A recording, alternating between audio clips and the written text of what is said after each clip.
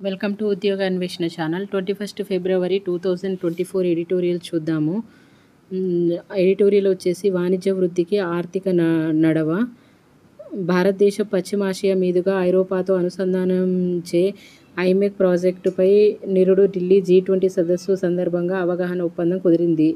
Israel Hamas యుద్ధము, ఎర్ర సముద్రంలో రవాణా నౌకపైన దాడులతో దీనిపైన ముందడుగు పడలేదు. ఫిబ్రవరి 1న భారత్, UAE ఐమెక్పై ద్వైపాక్షిక ఒప్పందం కుదుర్చుకోవడంతో ప్రాజెక్టులో కొత్త ఊపు వచ్చింది. ఈ ఆర్థిక నడవ సహకారమైతే వాణిజ్య వృద్ధి అవకాశాలు మెరుగుపడతాయి. చారిత్రకంగా భారత ఉపఖండము, పశ్చిమాసియా, ఐరోపా దేశాల మధ్య వాణిజ్యం జరిగిన మార్గాన ఇండియా, పశ్చిమాసియా దేశాలు, ఐరోపా ఆర్థిక నడవ IMEC ఐమెక్ పునరుద్ధరించింది. ఇది బెల్ట్ అండ్ రోడ్ పథకము BRI ద్వారా పెరుగుతున్న చైనా ఆధిపత్యాన్ని ఎదుర్కోవడానికి ఉపకరిస్తుంది. భారత్ నుంచి పశ్చిమాసియా మీదుగా ఐరోపాకు సరుకుల రవాణాకు వేగం చేస్తుంది. నౌక రవాణాలో ఆలస్యాన్ని నివారిస్తుంది. ఇంధనాన్ని ఆదా చేసే కార్బన్ ఉద్గారాలను తగ్గిస్తుంది. తక్కువ ధరలకు సరుకుల ఎగుమతి దిగుమతులకు వీలు కల్పించడంతో పాటు ఉపాధి అవకాశాలను పెంచుతుంది. ఢిల్లీ G20 సదస్సులో ఐమెక్ అవగాహన ఒప్పందంపై భారత్, అమెరికా, ఐరోపా సమైక్య, European Union, France, Germany, Italy, Saudi Arabia, UAE సంతకాలు చేశాయి. ఈ దేశాల్లో 40% ప్రపంచ జనాభా నివసిస్తుంది. ప్రపంచ GDPలో 50% దాకా వాటా ఈ దేశాలదే. ఈ నడవలో Bharat, UAE, Saudi Arabia, Israel, Jordan, గ్రీస్ల మీదుగా ఐరోపాకు వాణిజ్య మార్గము నిర్మితమవుతుంది. ఇజ్రాయిల్, జోర్డాన్ ఈ ఒప్పందంపైన సంతకం చేయకపోయినా అవి కూడా భాగస్వామ్యాలవుతాయి. భారత్, UAEలకు ఆర్థికంగా, వ్యూహపరంగా కీలకమైన ఆర్థిక నడవను ముందుకు తీసుకువెళ్లడానికి ఫిబ్రవరి 1న భారత ప్రధాని నరేంద్ర మోదీ, UAE అధ్యక్షుడు Sheikh Mohammed bin Zayed Al Nahyan అంగీకారం కుదుర్చుకున్నారు.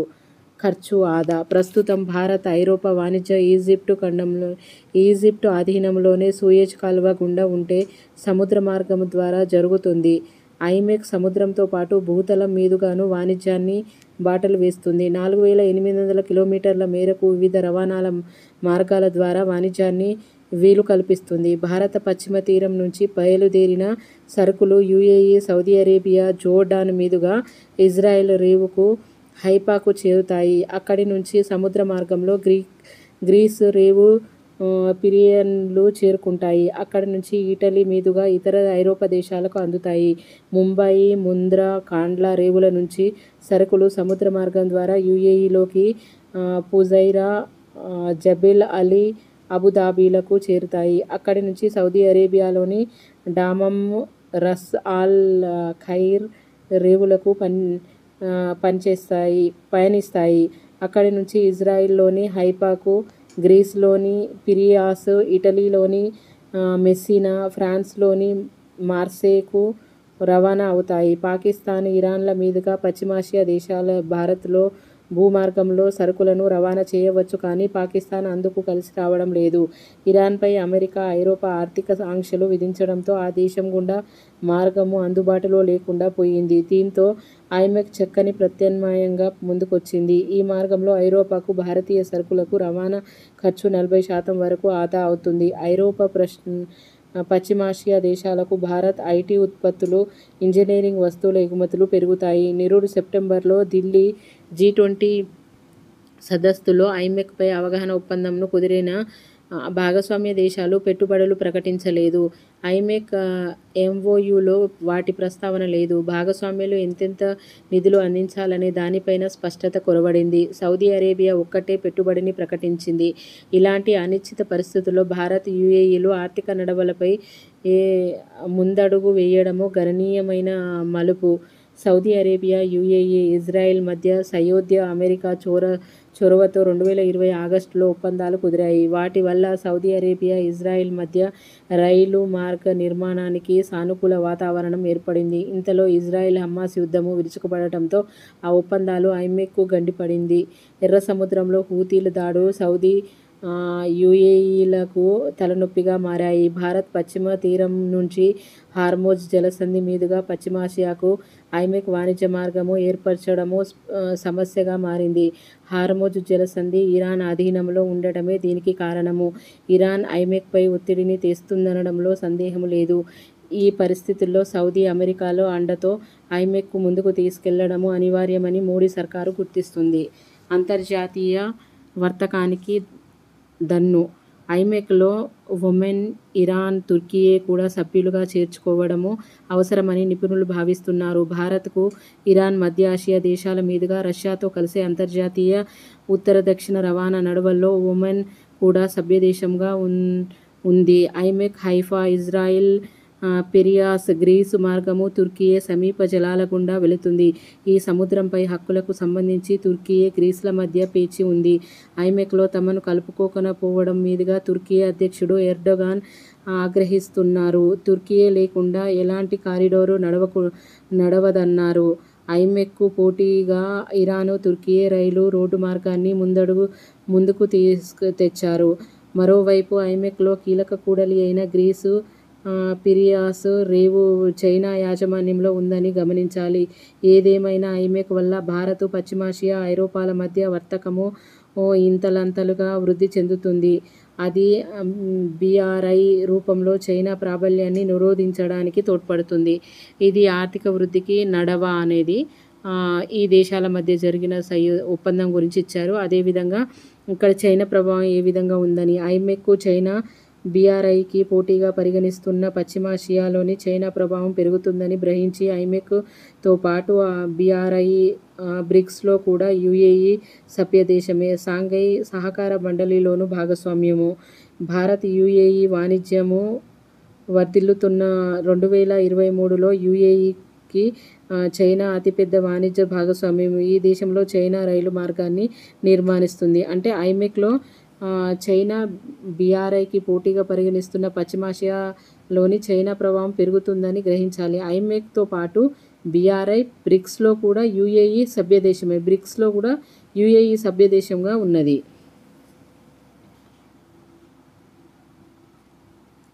ఇదండి ఈరోజు ఆర్టికల్. ఇంకో ఆర్టికల్ చూద్దాం. ఘాటెక్కిన వెల్లుల్లి ధరలు. వంటింటి సరుకులు సామాన్యుల పాలిట భారంగా మారుతున్నాయి. పెరిగిన ధరలతో కొన్నింటిని కొనుగోలు చేయలేని పరిస్థితి నెలకొంది. ఇప్పుడు ఆ జాబితాలో వెల్లుల్లి చేరింది. ప్రభుత్వాలు నిర్మాణాత్మక చర్యలు తీసుకుంటేనే ధరల్లో భారీ హెచ్చుతగ్గులను నియంత్రించవచ్చును. దేశవ్యాప్తంగా వెల్లుల్లి ధరలు మండిపోతున్నాయి. చిల్లర ధర నాణ్యతను బట్టి కిలోకి రూపాయలు 300 నుంచి 500 వరకు పలుకుతుంది. పచ్చళ్ల సీజన్ ప్రారంభమవడంతో వెల్లుల్లికి డిమాండ్ అధికమవుతుంది. గత ఏడాది అక్టోబర్, నవంబర్ నెలల్లో పలు రాష్ట్రాల్లో అకాల వర్షాలు కురవడంతో పంట దెబ్బతిని ఉత్పత్తి తగ్గింది. ఇది ధరల పెరుగుదలకు దారితీసింది. మధ్యప్రదేశ్లోని మాందసౌర్ మార్కెట్ వెల్లుల్లికి ప్రసిద్ధి. అక్కడ నుంచి తమిళనాడు, ఆంధ్రప్రదేశ్, కర్ణాటక సహా పలు రాష్ట్రాల్లో సరఫరా అవుతుంది. ఉత్పత్తిలో వాటా. వెల్లుల్లికి ఖరీఫ్, రబీ 2 సీజన్లోనూ పండిస్తారు. మధ్యప్రదేశ్, గుజరాత్, ఛత్తీస్గఢ్, తమిళనాడు, కర్ణాటక, రాజస్థాన్లో అధికంగా సాగు చేస్తారు. తెలుగు రాష్ట్రాల్లోనూ పలుచోట్ల పండిస్తారు. ఉత్పత్తిలో 63% వాటాతో మధ్యప్రదేశ్ మొదటి స్థానంలో. వెల్లుల్లిలో పండించే దాంట్లో మొదటి స్థానంలో ఉన్నది మధ్యప్రదేశ్ మొదటి స్థానంలో ఉంది. ఆ తర్వాత రాజస్థాన్ రెండో స్థానము 17%తోని, ఉత్తరప్రదేశ్ 7%తోని, గుజరాత్, పంజాబ్ 3% చొప్పున ఉన్నాయి. ప్రపంచ వెల్లుల్లి ఉత్పత్తిలో దాదాపుగా 75% వాటా చైనాది. మన దేశానిది 2. అంటే చైనా అత్యధికంగా ఉత్పత్తి చేస్తుంది వెల్లుల్లిలో. మన దేశము 2వ స్థానాన్ని ఆక్రమిస్తుంది. 2023-24 ఆర్థిక సంవత్సరం మొదటి 7 నెలల్లో 62,000 టన్నుల పైగా ఎగుమతి అయ్యింది. ఇప్పటి వరకు ఇదే గరిష్టము. భారత్ నుంచి వెల్లుల్లి అత్యధికంగా బంగ్లాదేశ్కు ఎగుమతి అవుతున్నది. ఇండోనేషియా, మలేషియా, వియత్నాం, థాయిలాండ్ మరియు మన వెల్లుల్లిని అధికంగా కొనుగోలు చేస్తున్నాయి. 2022-23 సీజన్లో దేశంలో వెల్లుల్లి ఉత్పత్తి 33.6 లక్షల టన్నులు. 2023-24లో అది 37 లక్షల టన్నులు ఉంటుందని వ్యాపార వర్గాలు అంచనా. ప్రస్తుత రబీ పంట మార్చి 2వ వారం నుంచి మార్కెట్కు వస్తుంది. అప్పటికి ధరలు తగ్గవచ్చని నిపుణులు అంటున్నారు. వెల్లుల్లి పంటలో రుచికే కాకుండా సాంప్రదాయ ఔషధంగానూ ఉపయోగపడుతుంది. ఇందులో ఉండే అల్లీ అల్లీసిన్ అనే పదార్థము రోగనిరోధక శక్తిని పెంచుతుంది, చెడు కొలెస్ట్రాల్ను తగ్గిస్తుంది. వీటిలో యాంటీవైరల్, యాంటీబ్యాక్టీరియల్ లక్షణాలు ఉంటాయి. ఇవి జలుబు, దగ్గు తగ్గించడంతో సహాయపడతాయి. రక్తపోటు నియంత్రించడంలోనూ ఉపయోగపడతాయి. మిగతా పంటలతో పోలిస్తే వెల్లుల్లి సాగుకు పెట్టుబడి ఎక్కువే. మద్దతు ధర జాబితాలో ఈ పంట లేకపోవడం వల్ల రైతుల ధర విషయంలో అనిశ్చితిని ఎదుర్కొనాల్సి వస్తుంది. దేశంలోని వివిధ వాతావరణ పరిస్థితుల్లో సాగుకు అనువైన వెల్లుల్లి రకాలను అభివృద్ధికి భారత వ్యవసాయ పరిశోధన మండలి (ICAR)లోని ఉల్లి, వెల్లుల్లి పరిశోధన డైరెక్టరేట్, జాతీయ ఉద్యానవన పరిశోధన అభివృద్ధి ఫౌండేషన్లు కృషి చేస్తున్నాయి. సమగ్ర కార్యాచరణ ఏది? ఇటీవలి కాలంలో దేశంలోని కొన్ని రకాల నిత్యావసర సరుకులకు కొరత ఏర్పడి ధరలు పెరగడము పరిపాటిగా మారింది. గత ఏడాది వంట నూనెలు, టొమాటో, ఉల్లి ధరలు భారీగా పెరుగుతాయి. అవి అదుపులోకి వస్తున్న వేళ వెల్లుల్లి ధరలు భయపెడుతున్నాయి. పప్పుల ధరలు ఏడాదికి కిందికి దిగడం లేదు. దాంతో అల్పాదాయ వర్గాలకు వినియోగాన్ని తగ్గించుకుంటున్నాయి. ఇప్పటికే బియ్యము, గోధుమ ఎగుమతులపైన కేంద్రం పరిమితులు విధించింది. చక్కెర ఎగుమతులపైన ఆంక్షలు కొనసాగుతున్నాయి. మినపప్పు, కందిపప్పు నిల్వలపైన పరిమితులు ఉంటాయి. ఉల్లి ఎగుమతులను నిషేధించింది. ధరల నియంత్రణ కోసం ప్రభుత్వం తీసుకున్న ఈ చర్యలు రైతులకు ఆదాయంపైన ప్రభావం చూపుతున్నాయి. కాబట్టి అన్నదాతల ప్రయోజనాలను పరిరక్షించాల్సిన అవసరం ఉంది. ప్రభుత్వ నిర్ణయాలు ఉత్పత్తి, గిరాకీలకు సంబంధించిన సమగ్ర అంచనాల ఆధారంగా లేకపోతే ధరల్లో తీవ్ర హెచ్చుతగ్గులు చోటు చేసుకుంటాయి. ఎందుకంటే వెల్లుల్లి ధరలు పెరగడానికి అధిక ఎగుమతులు ఓ కారణము. ఏదైనా నిత్యావసర వస్తువులపై తీవ్రమైన కొరత ఏర్పడినప్పుడు ప్రభుత్వాలు సమగ్ర కార్యాచరణకు అమలు చేయాలి. ప్రస్తుతం వ్యవసాయ దిగుమతులపైన వాతావరణ మార్పులు తీవ్ర ప్రభావం చూపుతున్నాయి. దిగుమతులు తగ్గుతున్నాయి. అదే పరిస్థితి ప్రపంచవ్యాప్తంగా ఉంటుంది. దీనికి తోడు దేశాల మధ్య యుద్ధాల ఉద్రిక్తతల వల్ల రవాణాల ఆటంకము కలుగుతుంది. ఈ పరిణామాల ధరలను ప్రభావితం చేస్తున్నాయి. వీటన్నింటినీ దృష్టిలో పెట్టుకొని భారత్ వంటి అధిక జనాభా గల దేశాలు ఆహార భద్రతపైన మరింత దృష్టి సారించాలి. వెల్లుల్లిలో అత్యధికంగా పండిస్తున్న దేశాల గురించి, మన దేశంలోని అత్యధికంగా పండిస్తున్న రాష్ట్రాల గురించి కాంపిటేటివ్ ఎగ్జామ్లో ఇంపార్టెంట్. ఇది 1-2 సార్లు వినండి. 1.5x కానీ 2x కానీ వింటే మీకు తొందరగా చదివే అవసరం కూడా ఉండదు. రోజు ఈనాడు ఎడిటోరియల్ చదవాలన్న ఇబ్బందే. చూద్దాము ఇంకో ఆర్టికలు. రీయూజ్, రీషెడ్యూల్, రీసైక్లింగ్తో ఈ వ్యర్థాలు అనర్థాన్ని తప్పించాలి. అంటే రీయూజ్, రీషెడ్యూల్, రీసైక్లింగ్ చేస్తేనే ఈ వ్యర్థాలు అనర్థానికి తప్పించుకోగలము. కంప్యూటర్లు, టెలివిజన్లు, మొబైల్ ఫోన్లు, ఎలక్ట్రానిక్ గృహోపకరణాలు సామాన్య మధ్యతరగతి ప్రజలకు అందుబాటు ధరల్లో లభ్యమవుతుండటంతో వీటి వినియోగం రోజురోజుకు పెరుగుతుంది. సాంకేతిక విప్లవం అనే వృక్షానికి విరగగాస్తున్న విషఫలాలే ఎలక్ట్రికల్ వ్యర్థాలు. ఈ వేస్ట్ ఇప్పుడు అభివృద్ధి చెందుతున్న దేశాల్లో ఒక ప్రధానమైన సమస్యగా మారుతుంది. ఆధునిక ఫీచర్లతో కూడిన సాంకేతిక పరికరాలు అందుబాటులోకి వస్తుండటంతో ఉపయోగిస్తున్న వస్తువులను పక్కన పెట్టేసి కొత్త వస్తువులపై మోజు పెంచుకుంటారు. భారతదేశంలో ఏటా 12.5 లక్షల టన్నుల ఈ వేస్ట్ ఉన్నట్లుగా chambers of commerce and industries of India చెబుతుంది. నేలను, నీటిని, గాలిని కలుషితం చేస్తున్న ఈ వ్యర్థాలు పర్యావరణంతో పాటు ప్రజారోగ్యానికి పెను సవాళ్లుగా రువ్వుతున్నాయి. ఈ వేస్ట్ ఉత్పత్తి సంబంధించి ప్రపంచంలో చైనా, అమెరికాల తర్వాత 3వ స్థానం నిలిచిన భారత్ వాటా 32 లక్షల టన్నుల గుట్టలుగా జమవుతున్నాయి. ఆ వ్యర్థాల పద్ధతిగా వదిలించుకొని పక్షంలో తీవ్ర దుష్పరిణామాలు వాటిల్లక మానవు. మానవ ఆరోగ్యానికి పెనుముప్పు. మనిషి మెదడుకు, నాడీ వ్యవస్థకు, కాలేయాన్ని, మూత్రపిండాలను ఈ వ్యర్థాలను దెబ్బతీస్తాయి. గర్భస్థ పిండాలపైన దుష్ప్రభావము ప్రసరిస్తుందని నిపుణులు హెచ్చరిస్తున్నారు. వాస్తవంలో దేశవ్యాప్తంగా ఈ వ్యర్థాల్లో 78% దాకా సేకరణకే నోచుకొనడం లేదు. పాతబడిన చరవాణులు, టీవీలు, కంప్యూటర్లు, ఏసీలు, ఫ్రిడ్జ్లు తదితరాలెన్నో యథాతథంగా చెత్తకుప్పల్లోకి చేరుతున్నాయి. ఆయా పరికరాల మూలకాలు, రసాయనాలు నేరుగా భూమి పొరల్లోకి ఇంకి మానవాళికి అనర్థాలను తెచ్చిపెడుతున్నాయి. తగినంతగా రీసైక్లింగ్, పునఃశుద్ధి ఊపందుకోని కారణంగా ఇనుము, సీసము, రాగితో పాటు బంగారము, నియోడిమియము, కాడ్మియము వంటి విలువైన లోహాలు చేజారిపోతున్నాయి. ఏడాది కాలంలో ఈ వ్యర్థాల నుంచి సుమారుగా 8,000 కోట్ల రూపాయలు విలువైన బంగారం వెలికితీసే అవకాశాన్ని ఇండియా కోల్పోతుందని ఫిక్కీ, భారతీయ వాణిజ్య పారిశ్రామిక సంస్థల సమైక్య ఆ మధ్య లెక్క కట్టింది. వర్తమాన దేశాల్లో ఈ వ్యర్థాల సమస్య. కాలం చెల్లిన ఎలక్ట్రికల్ ఉపకరణలు సమీకరణకు పునఃశుద్ధిని ప్రణాళికబద్ధంగా పట్టాలకెక్కించడంలో దక్షిణ కొరియా, యూకే, జపాన్, నెదర్లాండ్ మిన్నగా రాణిస్తున్నాయి. పునఃశుద్ధితో ఎంతగానో వెనుకబడిన ఇండియా హానికరమైన వ్యర్థాల అక్రమ దిగుమతుల విషయంలోనూ అప్రతిష్ట పాలవుతుంది. పాత టీవీలు, కంప్యూటర్లు తదితరాలను పౌరులే స్వచ్ఛందంగా పునఃశుద్ధి కేంద్రాలకు తరలించే స్వీడన్ తరహా సంస్కృతి ఇక్కడే వేళ్లల్లుకునేలాగా ప్రభుత్వ కార్యాచరణ పదును తేవాలి. ఈ వేస్ట్ నిర్వహణలో తమ వంతు పాత్ర పోషణకు వస్తూత్పాదకులకు డీలర్లను సంసిద్ధపరచాలి. రేడియో 50 మిలియన్ల ప్రజలకు చేసేందుకు 38 సంవత్సరాలు పట్టింది. టెలివిజన్ 13 సంవత్సరాలు పట్టింది. ఇంటర్నెట్కు 4 సంవత్సరాలు పట్టింది. 1975 నుంచి 2004 మధ్య కాలంలో బిలియన్ కంప్యూటర్ల అమ్ముడయ్యాయి. ఎలక్ట్రానిక్ వస్తు సేవల వినియోగం ఎంత వేగంగా పెరుగుతుందో ఈ గణాంకాలు తెలియజేస్తాయి. భవిష్యత్తులో ఈ చెత్త ఎంత పెద్ద మొత్తంలో తయారు కాబోతుందో అనేది ఊహకే అందని వాస్తవం కావచ్చు. ఆర్ఆర్ఆర్ పాటించాలి. యూరోపియన్ దేశాల్లో ఎలక్ట్రానిక్ ఉత్పత్తి జీవితకాలము ముగిసిన తర్వాత దాని వెనుకకు తీసుకెళ్లే బాధ్యత ఎలక్ట్రానిక్ ఉత్పత్తుల తయారీదారులే వహించాలనే నియమాన్ని అమలు చేయడం జరుగుతుంది. ఎలక్ట్రానిక్ వస్తువుల తయారీలో ఉపయోగించే మెటీరియల్ విషయంలో 2002లో యూరోపియన్ యూనియన్ మార్గదర్శకాలను రూపొందించింది. ఇదే తరహాలో మన దేశంలో కూడా ఎలక్ట్రానిక్ వ్యర్థాలను తగ్గించేందుకు, వాటిని తిరిగి ఉపయోగించుకునేందుకు లేదా రీసైక్లింగ్ చేసేందుకు తగిన చర్యలు ఇప్పటి నుంచే చేపట్టాలి. చాలామంది ఔత్సాహికులు RR అంటే రీయూజ్, రెడ్యూస్, రీసైకిల్ సూత్రాన్ని పాటిస్తున్నారు. కేవలం కార్పొరేట్ రంగాల వారే కాకుండా ప్రతి ఒక్కరూ తమ వంతుగా రీసైక్లింగ్ ప్రారంభిస్తే ఈ వేస్ట్ భూతలంలోకి చేరకుండా పర్యావరణాన్ని శోభనిస్తుంది, కాలుష్యము దరి చేరదు. ఇది అండి అంటే రీయూజ్డ్, రెడ్యూస్డ్ అండ్ రీసైక్లింగ్ గురించి ఈ వ్యర్థాల యొక్క అనర్థాన్ని తగ్గించడానికి గురించి ఇచ్చిన ఆర్టికల్. చూద్దాం నెక్స్ట్ ఆర్టికల్. ఈ కాలంలో ఇచ్చింది ఒకసారి చూడండి. పాత వాటిని ఇతరులకు ఉపయోగానికి ఇవ్వండి. పాత మొబైల్ ఫోన్లను, టెలివిజన్లను, కంప్యూటర్లను వ్యర్థాలే.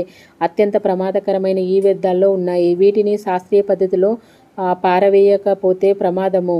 డంప్ యార్డులకు చేరే ఈ వ్యర్థాల కుప్పలను భారతదేశంలోని సామాన్య వర్కర్లు నిర్వహిస్తున్నారు. వీరికి ప్రమాదకర వ్యర్థాల ఎదుర్కోవడంలో ఎటువంటి భద్రతాపరమైన శిక్షణ లేదు. పాత గాడ్జెట్లను అనాథాశ్రమాలు, విద్యా సంస్థలకు విరాళంగా ఇవ్వొచ్చు. ఎలక్ట్రానిక్ సిస్టంలను వేరే రూపంలోకి తిరిగి ఉపయోగించుకోవడానికి అనేక మార్గాలున్నాయి. పాత కంప్యూటర్లను మళ్ళీ ఉపయోగించుకునే మార్గాల కోసము ఇంటర్నెట్లోని పరిశోధించండి. ఈ వ్యర్థాల పారవేయవద్దు. ఈ వ్యర్థాలను పునరుద్ధరించే స్థానిక సంస్థల వ్యర్థాలను తొలగించడంలోనూ సహాయపడతాయి.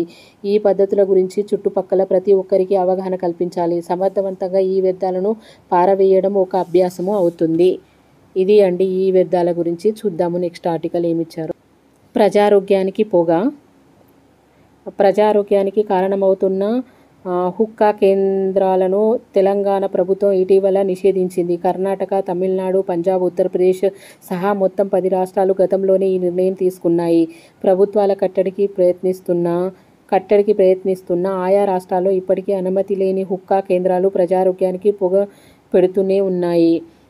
పలు దేశాలు అక్కడి ఆరోగ్య పరిస్థితులు, పొగకు నియంత్రణకు ఎన్నో చర్యలు తీసుకుంటున్నాయి. అయితే కొత్త మార్గాల్లో పొగాకు ఉత్పత్తులు అందుబాటులోకి వస్తున్నాయి. వాటిలో హుక్కా కేంద్రాలు ముందు వరుసలో నిలుస్తున్నాయి. హుక్కాలో ప్రధానంగా పొగాకు వాడుతారు. కొన్ని కేంద్రాలపై పోలీసులు దాడులు చేసినప్పుడు గంజాయి, ఇతర మత్తు పదార్థాలు పట్టుబడిన ఉదంతాలున్నాయి. వాస్తవానికి హుక్కా వల్ల ప్రమాదమేమీ లేదన్న భావన చాలామంది నెలకొంది. సిగరెట్, బీడీ, తంబాకు వినియోగం వల్ల ఎన్ని అనారోగ్య సమస్యలు వస్తాయో హుక్కాతో అంతకు మించిన నష్టం తప్పదని ప్రపంచ ఆరోగ్య సంస్థ WHO తరచూ హెచ్చరిస్తుంది. 45 నిమిషాల పాటు హుక్కా పీలిస్తే 100 సిగరెట్లు తాగడంతో సమానమని అమెరికాకు చెందిన వ్యాధి నియంత్రణ నివారణ కేంద్రము CDCP తన పరిశోధనలో వెల్లడించింది. సిగరెట్ తాగిన వ్యక్తి కంటే హుక్కా పీల్చిన వ్యక్తి 9 రెట్లు ఎక్కువగా కార్బన్ మోనాక్సైడ్, 1.7 రెట్ల నికోటిన్ ప్రభావాన్ని గురవుతున్నట్లుగా తెలియజెప్పింది. హుక్కా పీల్చడం వల్ల నోరు, ఊపిరితిత్తులు, మూత్రాశయము, క్యాన్సరు, గుండె సంబంధిత సమస్యలు తలెత్తే ప్రమాదం ఉంది. హైదరాబాద్ నుంచి నగరాల్లో విద్యార్థులు పుట్టిన రోజు వేడుకలు హుక్కా కేంద్రాలు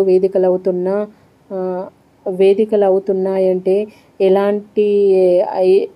ఎంతలా ఇవి ప్రభావితం చూపుతున్నాయో అర్థం చేసుకోవచ్చు.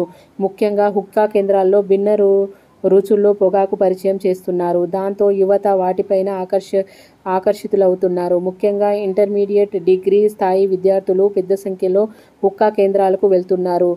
ఎవరూ వారికి పెద్దగా అడ్డు చెప్పకపోవడంతో ఈ వ్యాపారం జోరుగా సాగుతుంది. భారత్లో గడిచిన దశాబ్ద కాలంలో హుక్కా వినియోగం విపరీతంగా పెరుగుతున్నట్టుగా పరిశీలకులకు వెల్లడిస్తున్నాయి. పశ్చిమాసియా, ఆసియా, ఆఫ్రికా, ఐరోపా దేశాల్లో హుక్కా వినియోగము ఎక్కువగా ఉంది. ఆఫ్రికా దేశాల్లో 30% పైగా ప్రజలకు హుక్కా పీల్చడము దినచర్యలో భాగము. అమెరికాలో ప్రతి 13 మంది ఉన్నత పాఠశాల విద్యార్థుల్లో ఒకరు హుక్కాను బానిసలైనట్లుగా సిడిసిపి తేల్చింది. ప్రపంచ వ్యాప్తంగా 10 కోట్ల మంది హుక్కా పైపుల ద్వారా పొగ పీలుస్తున్నారు. 4 ఏళ్ల కిందట ఢిల్లీలోని కళాశాలలో నిర్వహించిన ఓ సర్వేలో 22.9% విద్యార్థులు వివిధ రూపాలతో పొగాకును తీసుకుంటున్నట్టుగా తేలింది. అందులో ఏకంగా 20.4% హుక్కా పీలుస్తున్నారు. ఆయా రాష్ట్రాల్లో స్థానిక ప్రభుత్వ విభాగాల సమన్వయం లేకపోవడంతో నిషేధమున్న హుక్కా వ్యాప్తి తగ్గడం లేదు. రెస్టారెంట్లు, కేఫ్లు, పబ్బులు, బార్లు, చివరికి సామూహిక వేడుకల్లోనూ హుక్కా కనిపిస్తుంది. ఎక్సైజ్ శాఖ వాటిపైన చర్యలు తీసుకుంటున్నా స్థానిక పాలక వర్గాల మద్దతుతో మళ్లీ మామూలుగానే నడుస్తున్నాయి. ఒకవేళ స్థానిక పాలక వర్గాలు చర్యలు తీసుకుంటే ఎక్సైజ్ పోలీసులు అండదండలతోనే కొనసాగిస్తున్నారు.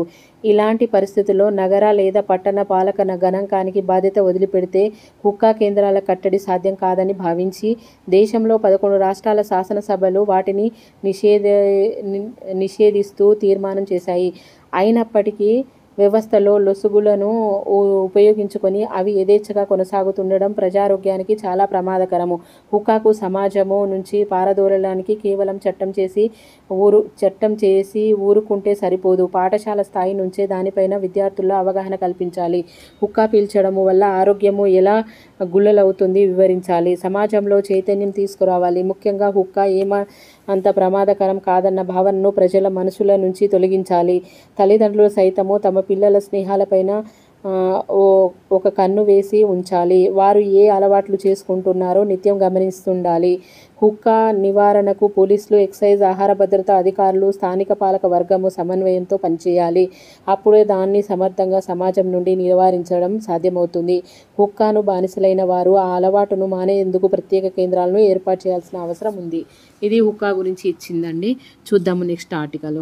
సర్వోన్నత న్యాయము వ్యవస్థలు నిర్మాణం కావడానికి సమయం పట్టినట్టే అవి భ్రష్టు పట్టడానికి కూడా ఎంతో కొంత వ్యవధి పడుతుంది. అప్రమత్తంగా ఉండి సకాలంలో దాన్ని గమనించుకుంటే వాటిని రక్షించుకోవడము సులభమవుతుంది. గత నెల 30న జరిగిన చండీగఢ్ మున్సిపల్ కార్పొరేషన్ మేయర్ ఎన్నికల విషయంలో సర్వోన్నత న్యాయస్థానము మంగళవారం తీసుకున్న అసాధారణ నిర్ణయము అకారణం రీత్యా హర్షించదగింది. ఆ ఎన్నికల్లో ఓటమి పాలైన ఆప్ అభ్యర్థి కుల్దీప్ కుమార్ మేయర్గా ప్రకటిస్తూ ప్రధాన న్యాయమూర్తి జస్టిస్ డి.వై. చంద్రచూడ్ నేతృత్వంలో త్రిసభ్య ధర్మాసనం వెలువరించిన తీర్పు వక్ర మార్గాల్లో విజయం సాధించడానికి అలవాటు పడిన రాజకీయ నేతలకు, వారికి దాసోహమయ్యే అధికారులకు చెంపపెట్టు. రిటర్నింగ్ అధికారిగా వ్యవహరించిన అనిల్ మాసి కనీసము సీసీ కెమెరాలున్నాయా వెరపు కూడా లేకుండా ఆప్ అభ్యర్థిని పడిన 8 బ్యాలెట్ పత్రాలపై స్వహస్తాలతో గీతలు పెట్టి అవి చెల్లని ఓటుగా లెక్కేసి బీజేపీ అభ్యర్థిని విజేతగా ప్రకటించారు.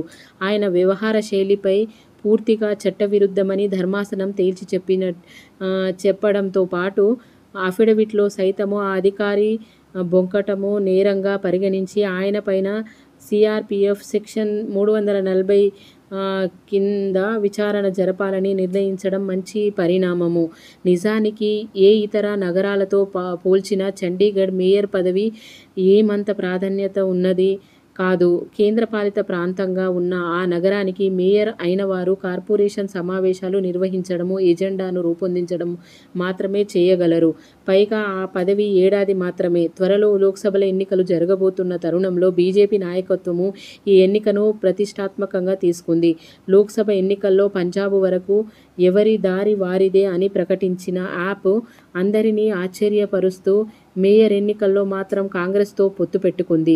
2021లో జరిగిన కార్పొరేషన్ ఎన్నికల్లో ఆప్ 13 వార్డుల్లో విజయం సాధించగా కాంగ్రెస్ 7ని గెలుచుకుంది. బీజేపీకి 14 మంది కౌన్సిలర్లు ఉన్నారు. చండీగఢ్ లోక్సభ ఎంపీగా గెలిచిన బీజేపీ నేత కిరణ్ ఖేర్ ఒకే ఒక్క సభ్యుడున్న శిరోమణి అకాలీదళ్ కౌన్సిలర్కు కూడా కలుపుకుంటే బీజేపీ బలం 16 కనుక 36 మంది సభ్యులున్న కార్పొరేషన్లో 20 మంది సభ్యులున్న ఆప్ కాంగ్రెస్ కూటమి గెలుపు ఖాయము. కానీ ఏం చేసినా నెగ్గి తీరాలనుకున్న బీజేపీ వ్యూహానికి అనిల్ మాసి వంత పాడారు. ఆది నుంచి మేయర్ ఎన్నికకు ఆయన ప్రహసనప్రాయంగా మార్చారు. షెడ్యూల్ ప్రకారంగా వాస్తవానికి గత నెల 18న మేయర్ ఎన్నిక జరగాలి. కానీ ఆప్ కాంగ్రెస్ కౌన్సిలర్లకు సమావేశం కోసము వెళ్ళక మాసి అస్వస్థులయ్యారంటూ దాన్ని కాస్త వాయిదా వేశారు. కేంద్రపాలిత పాలనా వ్యవస్థ ఈ ఎన్నికలు ఫిబ్రవరి 6న జరపాలని నిర్ణయించింది. దీన్ని సవాలు చేస్తూ ఆప్ అభ్యర్థి కుల్దీప్ కుమార్ పంజాబ్, హర్యానా హైకోర్టులో పిటిషన్ దాఖలు చేయడంతో న్యాయస్థానం దీన్ని జనవరి 30న జరపాలని ఆదేశించింది. ఈ క్రమంగా అంతా పరిశీలించిన 30న జరిగిన తతంగం గమనిస్తే నాయకులు, అధికారులు ఎంత నిస్సిగ్గుగా కుమ్మక్కయి అందరికీ స్పష్టంగా అర్థమవుతుంది. నెల 5న ఈ కేసు విచారణకొచ్చినప్పటి నుంచి మాసి వ్యవహరించిన తీరును జస్టిస్ చంద్రచూడ్ తీవ్రంగా తప్పుబట్టారు. ఇది ప్రజాస్వామ్యాన్ని వంచడము, హత్య చేయడము తప్ప మరేమీ కాదని ఆయన అన్నారు. నిజానికి ప్రజలకు బాధ్యత వహించవలసిన స్థానంలో, వారి విశ్వాసాన్ని పొందవలసిన స్థానంలో ఉన్న రాజకీయ పార్టీలకు ఈ స్పృహ ఉండాలి. రేపన్న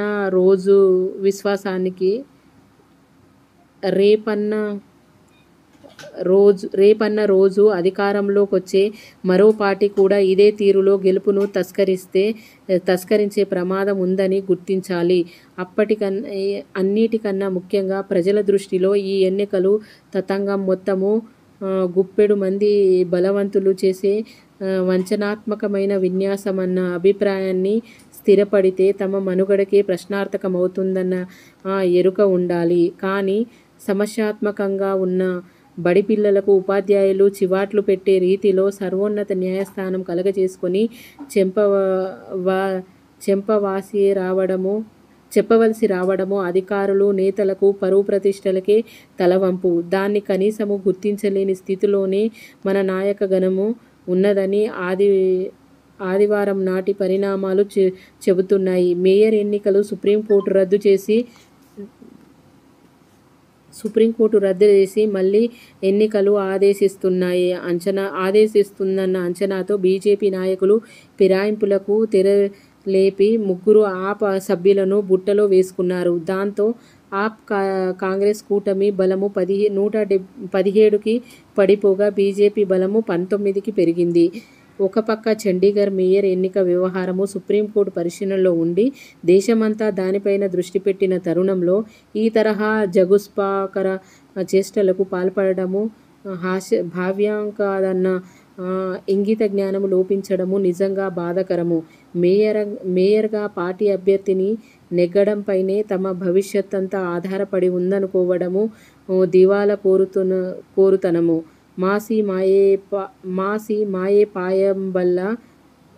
మయోపాయం వల్ల మేయర్ అయిన మనోజ్ శోంకర్ రాజీనామా చేశారు కనుక తిరిగి ఎన్నికలకు ఆదేశించాలన్న సొలిసిటర్ జనరల్ తుషార్ మెహతా వాదనను తోసిపుచ్చి 142వ అధికరణ కింద సంక్రమించిన అధికారాన్ని వినియోగించి ఆప్ అభ్యర్థిని విజేతగా నిర్ణయించడాన్ని చూసైన అటు నాయకులు, ఇటు అధికార గణాంకంలో కళ్ళు తెరవాలి. ఆ క్రమంతో అన్యాయాలతో గెలవాలని చూడడము ప్రజాస్వామ్యానికే తీవ్ర అపచారము చేయడమేనని అందరూ గుర్తించాలి. అసాధారణమైన ఈ తీర్పు మన వ్యవస్థలను భయ భుక్తులు నేర్పాలి. అంటే ఇది మేయర్ ఎన్నికలలో జరిగిన అవకతవకల గురించి సర్వోన్నత న్యాయస్థానం ఇచ్చిన తీర్పు. ఇవే అండి ఈరోజు ఆర్టికల్స్.